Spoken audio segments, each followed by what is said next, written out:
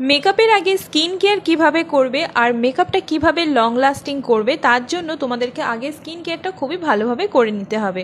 প্রথমে আমি face wash করে এসেছি, তারপরে একটা ওয়াইপস দিয়ে ফেসটাকে ক্লিন করে নিই। এরপর অ্যাপ্লাই করতে হবে টোনার। তোমরা রেগুলার বেসে যেই টোনারটা অ্যাপ্লাই করো সেটাই করে নিতে পারো। ময়শ্চারাইজারটা কিন্তু একেবারেই স্কিপ করো না। গরমকাল হলেও আমি দুটো ময়শ্চারাইজারে তোমাদের কাছে অপশন দিয়েছি।